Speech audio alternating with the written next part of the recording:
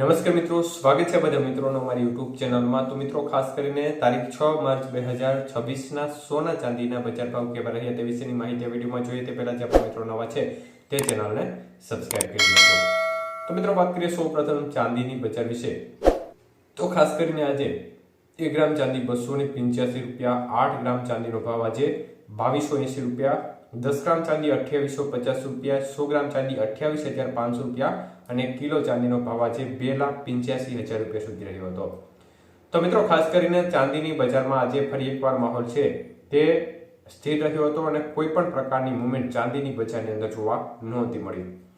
વાત કરીએ આજના 22 કેરેટ સોનાના ભાવ વિશે। તો મિત્રો, 1 ગ્રામ સોનાનો ભાવ જોવા જઈએ તો આજે 14,935 રૂપિયા, 8 ગ્રામ સોનાનો ભાવ આજે 1,19,480 રૂપિયા, 10 ગ્રામ સોનું 1,49,350 રૂપિયા અને 100 ગ્રામ સોનાનો ભાવ 14,93,500 રૂપિયા સુધી રહ્યો હતો। આજના 22 કેરેટ સોનાના 100 ગ્રામના ભાવમાં 15,000 રૂપિયાનો ઘટાડો જોવા મળ્યો હતો। વાત કરીએ આજના 24 કેરેટ સોનાના ભાવ વિશે તો 1 ગ્રામ સોનાનો ભાવ આજે 16,293 રૂપિયા, 8 ગ્રામ સોનાનો ભાવ આજે 1,30,344 રૂપિયા, 10 ગ્રામ સોનું 1,62,930 અને 100 ગ્રામ સોનું 16,29,300 રૂપિયા સુધીના ભાવ રહ્યા હતા। તો આજના 24 કેરેટ સોનાના 100 ગ્રામના ભાવમાં 16,300 રૂપિયાનો ઘટાડો જોવા મળ્યો હતો।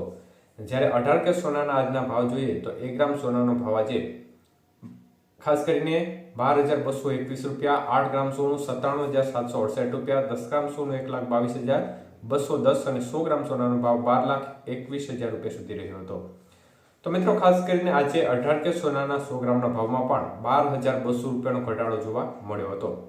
તો બજારની સ્થિતિ છે તે આજે પણ ફરી એકવાર ઘટાડા તરફી જોવા મળી રહી છે। સતત છેલ્લા 5 દિવસથી સોનાની બજારમાં ઘટાડા તરફી માહોલ જોવા મળી રહ્યો છે।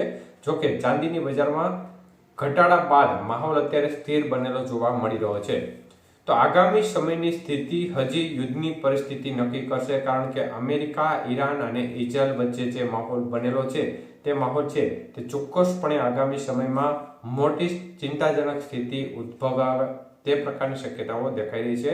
એટલે અત્યારે યુદ્ધનો માહોલ સતત ગહેરાયેલો જોવા મળી રહ્યો છે। જો ટૂંક જ સમયમાં યુદ્ધની પરિસ્થિતિ બંધ નહીં થાય તો આ સંજોગોમાં બજાર સાથે સાથે મોંઘવારીનો પણ વિસ્ફોટ થવાની પૂરેપૂરી શક્યતાઓ દેખાઈ રહી છે।